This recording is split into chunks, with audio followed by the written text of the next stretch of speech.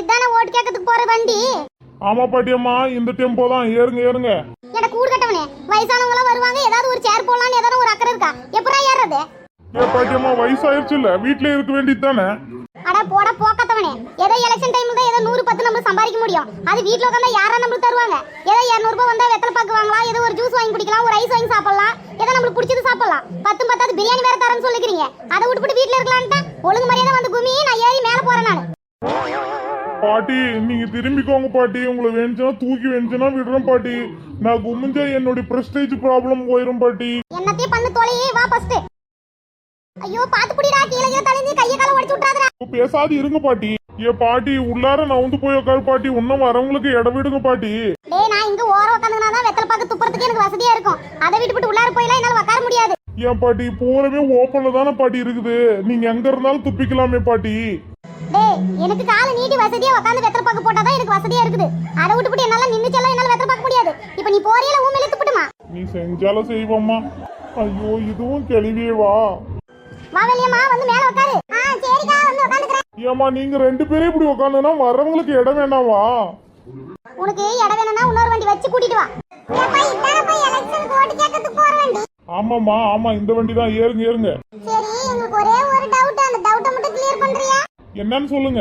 ஒரு ஆளுக்கு 200 ரூபாய் சொல்லி இருக்கீங்க, ஒரு பொட்டை பிரியாணின்னு சொல்லி இருக்கீங்க.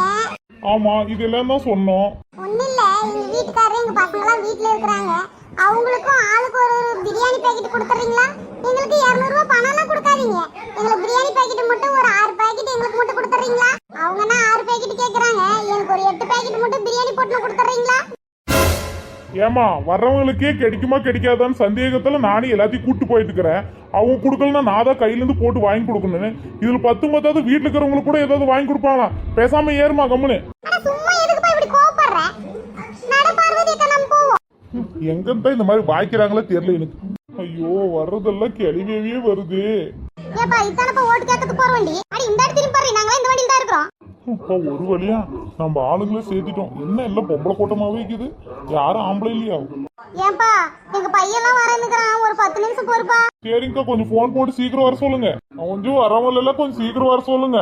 அங்க கட்சி மீட்டிங் எல்லாம் ரெடி ஆயிட்டாங்களா? எல்லாரும் வந்துட்டாங்க. நம்ம ஏரியாவில வந்து ஒன்னும் போல.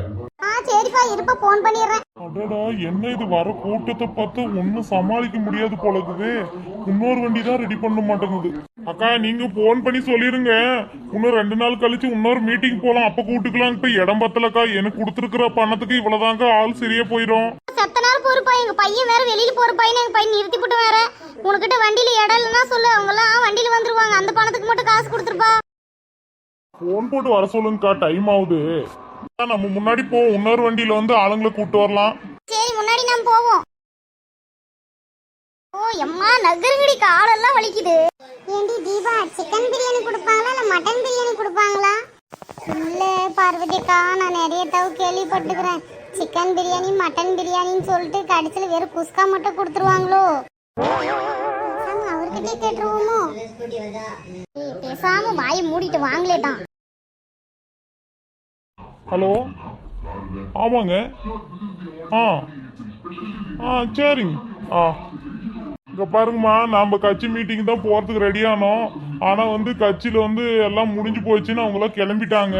நம்ம இப்ப எப்படியே வந்து வீட்டுக்கு கிளம்ப போறோம். ஏன்டா மீட்டிங் கூட்டு போலன்னு பிரியாணி காசு கொடுக்க மாட்டியா? ஆமா பேசுற, பிரியாணியும் காசு 200 ரூபாய் சொல்லி தானமா கூட்டு வந்தேன். அது எப்படிமா இல்லன்னு சொல்லுவேன்? அது ஒண்ணு இல்ல, இப்பதான் நம்ம மீட்டிங்கே போகல, அதனால தான் கேக்குறேன். எங்களுக்கு காசு 200 ரூபாயும் ஒரு பொட்டணம் பிரியாணி கொடுத்தாதான் நாங்க வண்டியை விட்டு கீழே இறங்குவோம்.